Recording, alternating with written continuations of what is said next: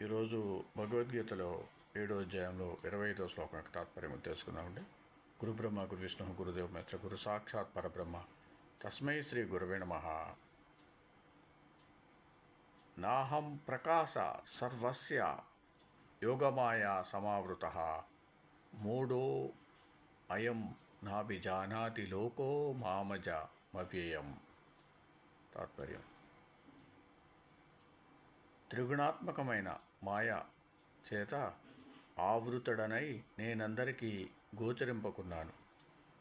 కేవలం నా భక్తునికే ప్రకాశితుడనవుతున్నాను.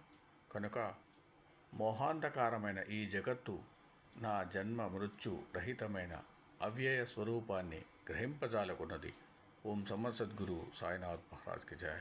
ఓం సమర్థ సద్గురు భరద్వాజ్ మహారాజ్ కి జయ. ఓం నమో వాసుదేవాయ నమః.